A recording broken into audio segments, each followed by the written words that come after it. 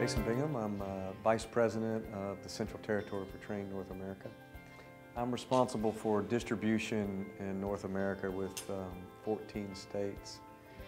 So we have a district manager model, so there's 7 district managers reporting to me, each trying to build their own culture within their districts.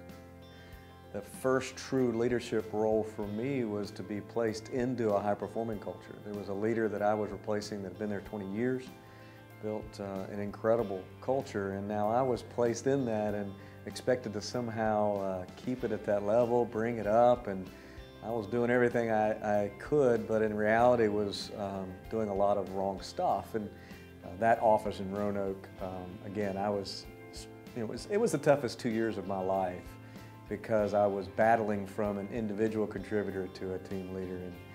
But then once I finally got that, unfortunately it took 2 years, but after 2 years of battling that, the culture did train me. And that's when you start to want to be more conscious about how you build culture. And then I was given the opportunity to a sister city in Virginia where it wasn't at that level. And so now I'm trying to figure out how you take what you've learned and seen and felt and lived over in that high-performing culture. How do you build it in this other office? My first challenge of bringing a culture up, my goal was to just kind of get it there, right? I didn't even know what that meant, but I knew, because I had experienced it in the past, I knew what it looked like. And that's probably the biggest blessing I've ever gotten, is be able to live and see it. And now I'm going to an office that doesn't have it, and it's very clear they don't. And so I know I want to make that thing, right? But what is that thing? And that's where Denison came in and said, here's the solid footing. Here is the measurement for culture. Here's how that measurement can move to action.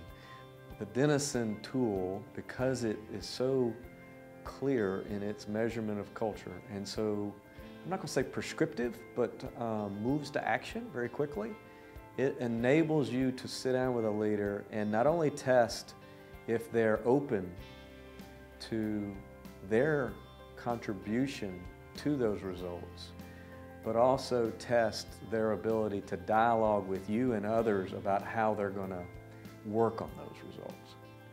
And what I mean by that, there's a term we used, or I as a leader expect from the entire organization, and I call it direct with respect. It's a behavior that if we've got a problem with each other, we're going to talk to each other about that, not to somebody else.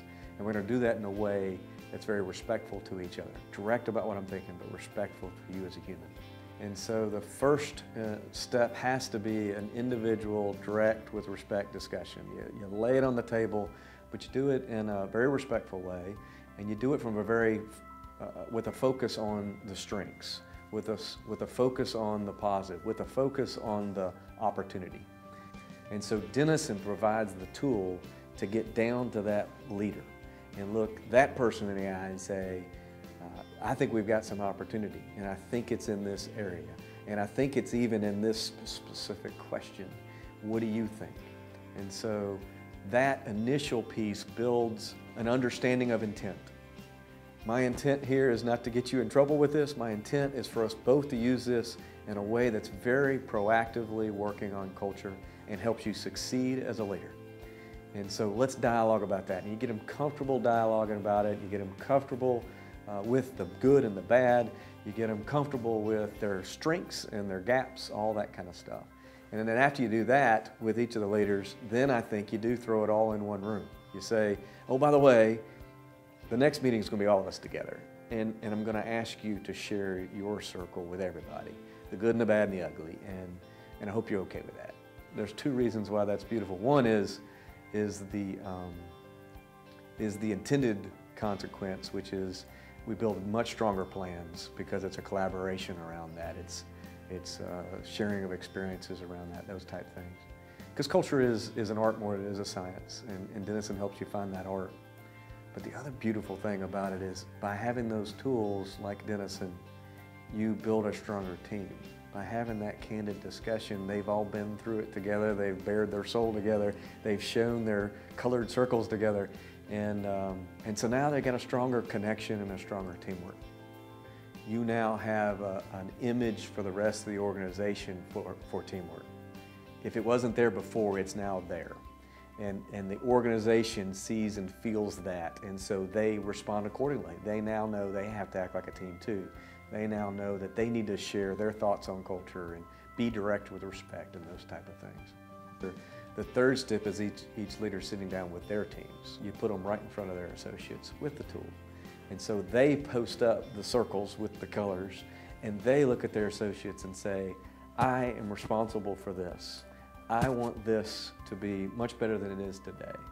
And I need to know from you what it's going to take us to do that. And they open up that dialogue to start immediately to build that trust, which is core to every culture. And they also start to really pinpoint those action items within the plan. And so you can look associates in the eye and say, we've got one heck of an opportunity.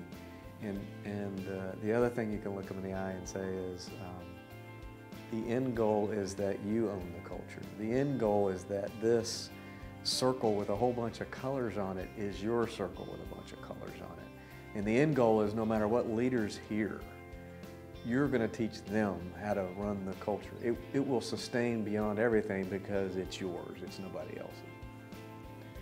Denison helps you get very clear about the actions you need to take, but then the leaders need to have a process to make those plans alive throughout the year. So A, are we really getting those plans done? Are we looking at that monthly and dialoguing about that monthly? B, what did we learn from those plans? How are we adjusting our approach? C, is there any leading indicators that we are heading in the right direction? And then D, what do we need to communicate to everybody else about this plan, its lessons, and the changes we're making? But my lesson in this one is culture can change really quickly. If you use a tool like Denison to define the key pieces you need to move, you pick 2 or 3 of them, you get the entire leadership team bought in to moving those big rocks, and then you have some mechanism, making it fun or whatever, to assure yourself that that behavior is happening every day, and when it doesn't, it's caught immediately by everybody, not just by the leader. It'll move quickly. Culture is now more prevalent than it's ever been. As an example, the monthly business reviews used to be only about the numbers. Today, they're 25% about the numbers and 50% about the new scorecard we have around culture, including the Denison survey and the Denison action plan.